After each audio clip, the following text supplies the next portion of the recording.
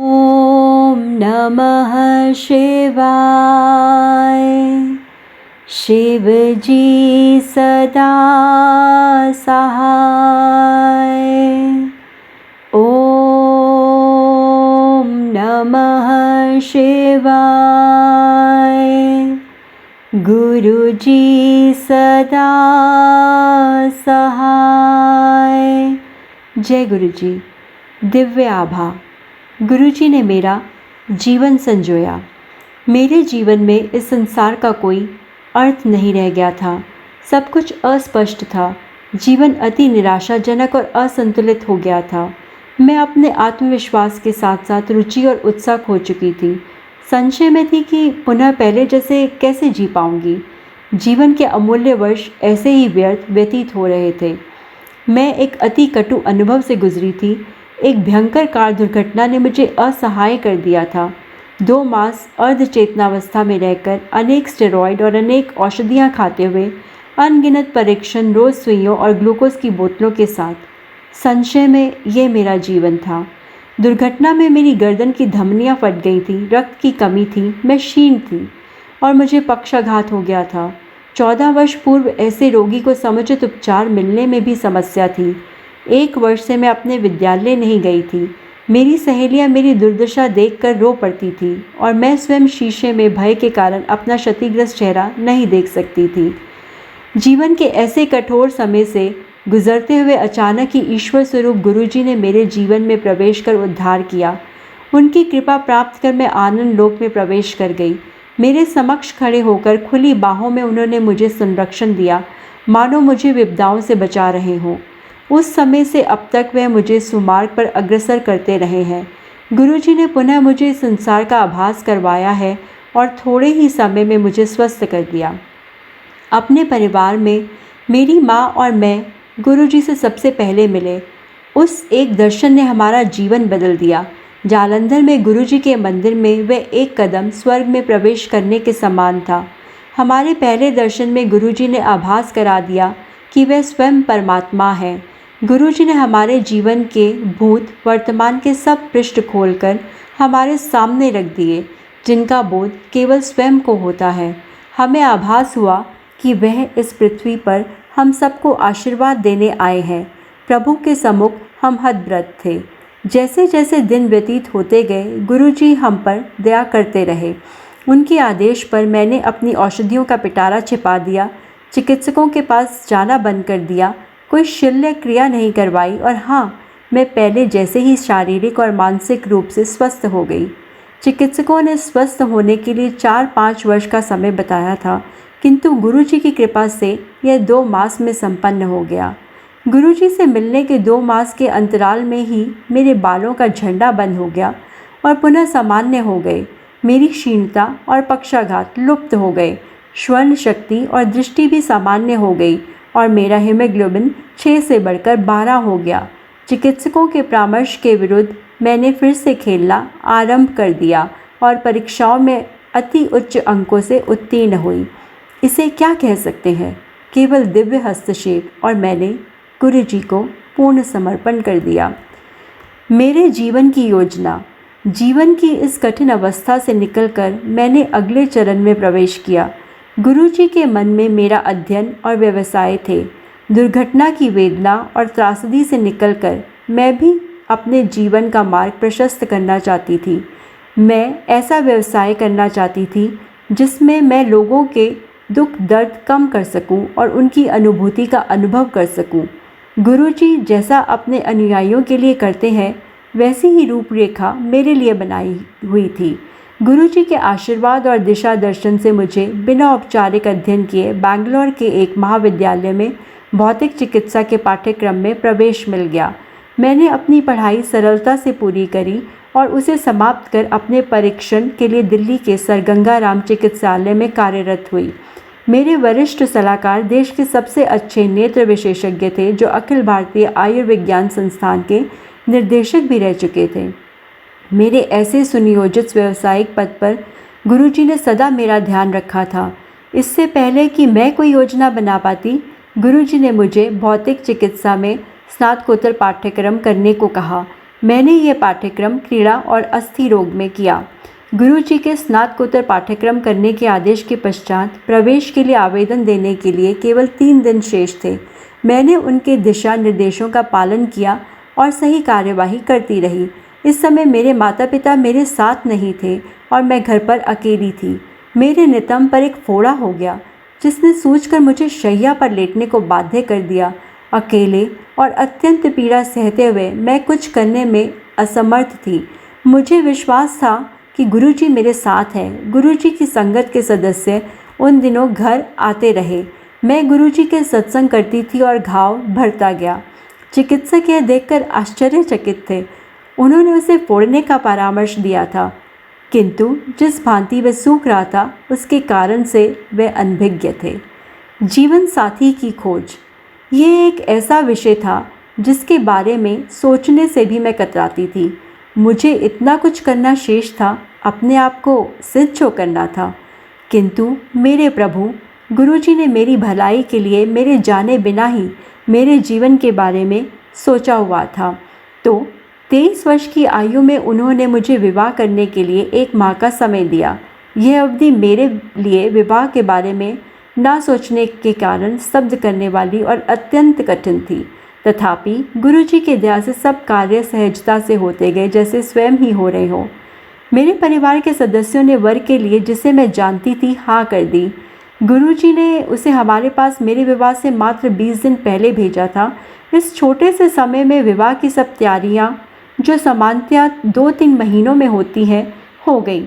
गुरु कृपा से विवाह भी बहुत वैभवशाली ढंग से संपन्न हुआ और उसके हर अंग में उनका प्रभाव स्पष्ट था। सब आतिथ्यों ने वातावरण, भोजन और सजावट आदि की अत्यधिक प्रशंसा करी। विवाह होते हुए गुरुजी ने संगत के एक सदस्य के माध्यम से संदेश भेजा कि हम दोनों जीवन भर के लिए साथ रहेंगे। इससे बड़ी और कौन सी भेंट हो सकती है। जब गुरुजी ने जीवन के सबसे महत्वपूर्ण निर्णय को अपना आशीष दे दिया है तो चिंता का कोई प्रश्न ही नहीं उठता है। विवाह स्थल का विशेष वर्णन करना अनिवार्य है। सामान्यतः दिल्ली में विवाह स्थल बहुत पहले आरक्षित करना पड़ता है क्योंकि अच्छे स्थानों की सदा कमी रहती है। यद्यपि मेरे विवाह में समय की कमी थी, उचित स्थान मिलने में कोई अड़चन नहीं हुई। अशोका होटल के बारे में गुरुजी ने मुझे 12 वर्ष पूर्व बताया था, किंतु 11 वर्ष की आयु में मैंने उस पर कोई ध्यान नहीं दिया था। गुरुजी के साधारण से कहे गए वचन भी अनुयायी के प्रति उनके मन की वास्तुस्थिति दर्शाते हैं। मुझे यह भी ज्ञात हुआ कि उनके अनौपचारिक से कहे हुए शब्दों में भी अत्यंत गूढ़ ज्ञान छिपा रहता है और उनको कभी भी सुनकर अनसुना नहीं करना चाहिए। मेरे जीवन का आधार गुरुजी हैं और सदा रहेंगे। मैं ऐसा परिवार चाहती थी जहाँ पर वह इसे समझ सके और सदा मेरा साथ दे। मेरी ननंद, सास और मेरे पति सब गुरुजी में विश्वास रखते हैं। मैं गुरुजी की आभारी हूँ कि उन्होंने यह संभव कर दिया। गुरुजी अपनी कृपा वृष्टि हमारे परिवार पर करते रहते हैं, भले ही वह मेरे पति, उनका व्यवसाय, मेरी ननंद, अन्य ससुराल के सदस्य या पारिवारिक शांति की बात हो। यह जीवन के प्रत्येक पहलू को छूते हैं। दूतावास जाए बिना ही वीज़ा मिलना, संपत्ति के लेख, मेरे पति के व्यवसाय के मार्ग को सरल करना, गुरुजी सदैव हमारे साथ हैं और रहेंगे। परिवार का ध्यान। दुर्घटना के पश्चात मेरे माता पिता अत्यंत विचलित हो गए थे। उनका जीवन अस्त व्यस्त हो गया था। उन्होंने अपनी बेटी को एक अति कटु मानसिक आघात से गुजरते हुए देखा था। मेरी माँ का जीवन मानो थम सा गया था। उनकी प्रतिक्रिया मेरे इर्द गिर्द घूमती थी। अति सौम्य और हंसमुख स्वभाव वाली मेरी माँ मानसिक रूप से अत्यंत विचलित हो गई थी, किंतु गुरुजी ने मेरे माता पिता को आश्रय दिया जिसकी उन्हें अत्यधिक आवश्यकता थी। उन्हें उत्साह और प्रेरणा दी और उनके जीवन को पुनः रसमय बनाया। मेरी माँ की वेदना, जिन्हें उन्होंने अपने जीवन का प्राय मान लिया था, कुछ ही समय में समाप्त हो गई। मेरे पिता एक सुनहरा अधिकारी होते हुए पंजाब या कश्मीर में अक्सर गंभीर समस्याओं में उलझे रहते थे। राष्ट्र की सेवा में लगे हुए प्राय वे देश के दुश्मनों का सामना करते रहते थे और उनके जीवन को सदा मृत्यु का भय रहता था। मेरी माँ को सदा चिंता रहती थी, पर गुरुजी कहते थे कि चिंता की कोई आवश्यकता नहीं है। उनके दर्शन, स्वप्न अथवा सुगंध के माध्यम से उनके साथ होने की अनुभूति सदा रहती थी, माँ को आश्वासन देते हुए या पिता का संरक्षण करते हुए। मेरे छोटे भाई की सेना में जाने की हार्दिक अभिलाषा थी। गुरुजी ने इस विचार का प्रेम और अभिमान से स्वागत किया। उसके लिए शारीरिक परीक्षण की सीढ़ी पार करना सरल नहीं था। वह 2 बार असफल रहा था। चिकित्सकों के अनुसार वह वर्णत था जिसका कोई उपचार नहीं है। गुरुजी ने आश्वासन दिया था कि इस बार वह सफल रहेगा और तीसरी बार वास्तव में उसमें इस रोग के कोई चिन्ह नहीं मिले। अचंबा, अचंबा और अचंबा। हम गुरुजी के दर्शन के लिए बीकानेर से दिल्ली आए थे। हमें रात्रि 9 बजे की गाड़ी से बीकानेर लौटना था, जो वहाँ प्रातः 8 बजे पहुँचती है, किंतु गुरुजी के मंदिर में से उनके आदेश के बिना जाने का प्रश्न ही नहीं उठता है। हम गुरुजी के सम्मुख बैठे हुए थे। उन्हें पता था कि हमारे लिए क्या उचित है। समय गुजरता जा रहा था। अंत में उन्होंने हमें 10 बजे जाने की आज्ञा देकर 11 बजे की ट्रेन से जाने के लिए कहा, जिससे हम कुछ समय बचा सकें। इतने प्रबंध के पश्चात हमारी गाड़ी बीकानेर स्टेशन पर प्रातः 8 बजे ही पहुंच गई। इतने समय की बचत के कारण हम अति प्रसन्न थे। अचंभे की बात है कि 8 बजे वाली ट्रेन हमारे पहुंचने के बाद 9 बजे वहां पहुंची। उसे धुंध के कारण देर हो गई थी। तब हमें पता लगा कि गुरुजी ने हमें क्यों रोका हुआ था। गुरुजी ने मेरे पिता की वृत्ति का भी ध्यान रखा और सदा करते रहेंगे। जब भी मेरे पिता को आवश्यकता होती है, गुरुजी उनके साथ होते हैं। कार्यरत रहते हुए उतार चढ़ाव आते रहते हैं और इसमें अक्सर योग्य अधिकारी का नुकसान होता है। मेरे पिता के सेना में रहने के कारण स्थानांतरण और परिवार को स्थायी रखने की समस्याएं सदा रहती थीं। दुर्घटना के पश्चात मेरे पिता के पहले दर्शन पर गुरुजी ने मेरे पिता के मन में दुर्घटना के अवसर पर गुजरती हुई प्रत्येक बात बता दी। उन्होंने बताया कि मेरे पिता ने उस समय दुर्घटना को रोकने का कितना अथक प्रयास किया था। यह केवल मेरे पिता को पता था। गुरुजी हमारे प्रभु को इसका ज्ञान होना ही था, यद्यपि वे उस समय वहाँ नहीं थे और हम उन्हें जानते तक नहीं थे। मेरे पिता कई वर्षों से पीठ दर्द से पीड़ित थे। उन्हें बैठने या उठने में कठिनाई होती थी। क्योंकि हम गुरुजी के पास और गंभीर समस्या लेकर गए थे, ये छोटी मोटी बातें हमने उनसे नहीं कही थी, किंतु ईश्वर को सबका ज्ञान होता है। अतः एक दिन उन्होंने मेरे पिता को बुलाया और कहा कि चलिए आपका स्पॉन्डिलाइटिस का उपचार करते हैं। रसोई से एक चम्मच को उन्होंने मेरे पिता के मेरुदंड के दोनों ओर ऊपर से नीचे तक ले गए और उनकी पीठ थपथपाकर बोले कि उपचार हो गया। उस दिन से मेरे पिता को वह समस्या फिर कभी नहीं हुई है। जब मेरे पिता 1994-95 में कर्नल थे, पूरे प्रेम सहित गुरुजी ने उनको कहा कि उन्होंने उन्हें मेजर जनरल बना दिया है। सेना में पदोन्नति के लिए हायर कमांड या लॉन्ग डिफेंस मैनेजमेंट में से एक पाठ्यक्रम कोर्स करना आवश्यक है। अति उत्तम अधिकारी होते हुए भी मेरे पिता का इन दोनों में से किसी में भी नामांकन नहीं हुआ। उस समय वह लेह में एक ब्रिगेड के उप कमांडर थे। उनकी ब्रिगेड को आतंकवादी समस्या से जूझने के लिए कश्मीर भेजा गया। गुरुजी की दया से वहां पर उनकी सेवा इतनी प्रशंसनीय रही कि मेजर जनरल तक की पदोन्नति के लिए उनका मार्ग प्रशस्त हो गया। वहां से उनको राष्ट्रीय रक्षा कॉलेज के लिए नामांकित किया गया। हायर कमांड या लॉन्ग डिफेंस मैनेजमेंट कोर्स किए बिना वे अकेले ऐसे ब्रिगेडियर थे। उनकी पदोन्नति भी चमत्कारिक है, क्योंकि आर्टिलरी में केवल 3 ब्रिगेडियर ही मेजर जनरल पद के लिए चुने गए। मेरे पिता जालंधर में थे और उनकी रेजिमेंट को नसीराबाद जाने के आदेश आए। गुरुजी बोले कि परिवार को अगले 6 माह तक कहीं जाने की आवश्यकता नहीं है।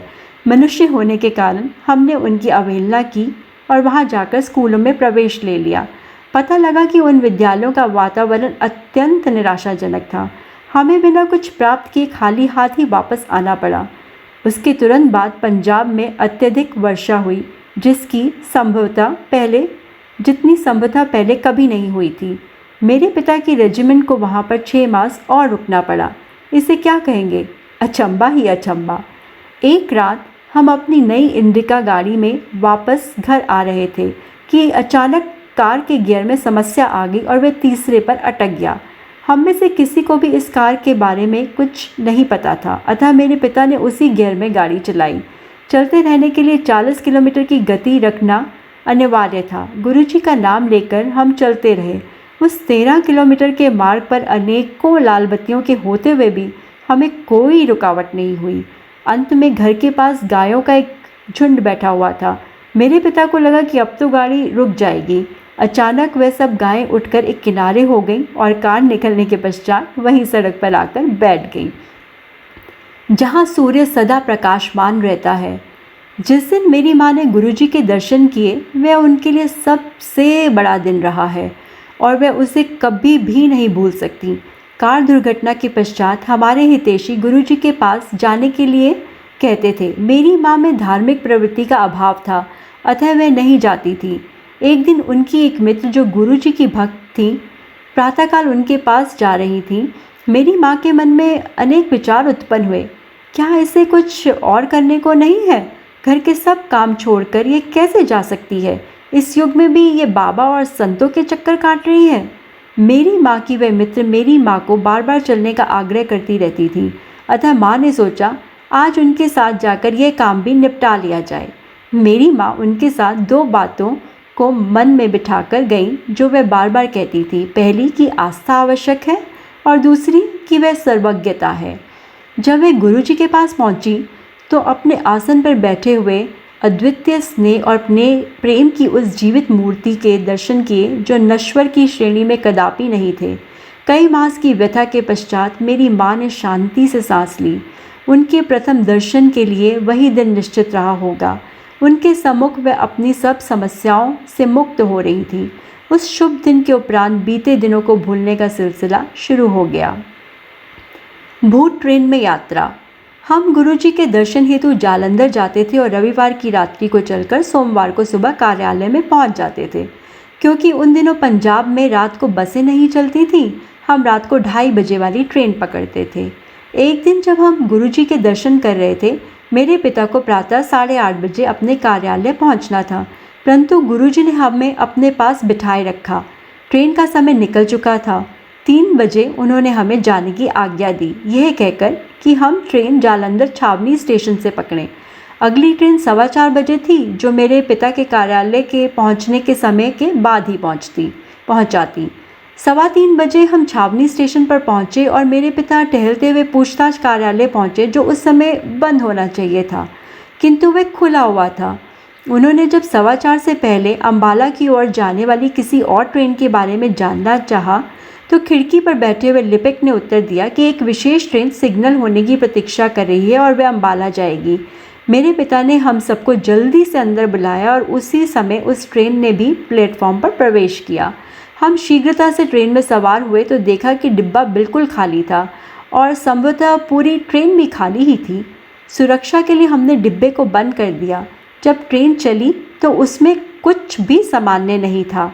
जालंधर से अंबाला तक की यात्रा उसने इतनी तीव्र गति से पूर्ण करी मानो वह पटरी पर नहीं अपितु हवा में उड़ रही है। जब कुछ ही घंटों में हम अंबाला पहुँचे और मेरे पिता ने स्टेशन मास्टर से पूछा कि वह कहाँ जा रही है, तो उसे उसके बारे में कुछ भी ज्ञात नहीं था। कल्पना कीजिए कि एक स्टेशन मास्टर को अपने स्टेशन पर आई हुई ट्रेन के गंतव्य के बारे में कुछ पता ना हो। स्टेशन से बाहर निकलते ही हमें चंडीगढ़ की बस मिल गई और उससे हम 40 मिनट में ही वहां पहुंच गए। वहां पहुंचकर उसके चालक ने बस अड्डे न जाकर यात्रियों के गोल चक्कर पर उतार दिया, पर किसी भी यात्री ने विरोध नहीं किया। बस के इस बदले हुए मार्ग से हमें पिता के कार्यालय के निकट ही उतरने का अवसर मिल गया। मेरे पिता ने चालक से विनती करी तो उसने 15 मिनट के बाद हमें चंडी मंदिर के द्वार पर उतारा। जब मेरे पिता ने मुख्यालय के वाहन विभाग में फ़ोन किया तो वे सोच रहे थे कि वे अतिशीघ्र उनके चालक को ढूंढकर उसे भेज देंगे, जिससे उनके समय की बचत हो जाएगी। किंतु दूसरी ओर से फ़ोन उनके चालक ने ही उठाया। जैसे जैसे सब परिस्थितियां स्वतः ही ठीक होती गईं और मेरे पिता अपने कार्यालय ठीक समय से पहुंच गए। हमने गुरुजी को धन्यवाद दिया। अगले सप्ताह जब हम जालंधर पहुंचे तो गुरुजी ने मेरे पिता से पूछा कि उन्हें वह भूत ट्रेन कैसी लगी थी। तब हमें पता लगा कि यात्रा का समय इतना कम कैसे हुआ था। दिव्य हस्तक्षेप। गुरुजी महान हैं। संक्षेप में यह मेरे और मेरे परिवार के संस्मरण है। हमारी ओर से क्या आवश्यक था? केवल आस्था और समर्पण। क्या उसकी आशा करना बहुत अधिक है? गुरुजी हमारे सम्मुख हैं, वही परमात्मा है। समय रहते हम इस तथ्य से अवगत हो जाएं तो अच्छा रहेगा। हर मिनट, हर सेकंड चमत्कार से परिपूर्ण है। कहने को अभी भी बहुत कुछ शेष है। सबको आकर इस आनंदमय संसार और प्रभु प्रेम को प्राप्त करना चाहिए। वह हम सबको बुला रहे हैं। हम किसकी प्रतीक्षा कर रहे हैं? दिल्ली की श्रीमती निकी मल्होत्रा द्वारा साझा किया गया सत्संग। अनंतम अनंतम अनंतम शुक्राना गुरुजी, अनंतम शुक्राना। ओम नमः शिवाय। शिव जी सदा सहाय। ओम नमः शिवाय। गुरुजी सदा सहाय।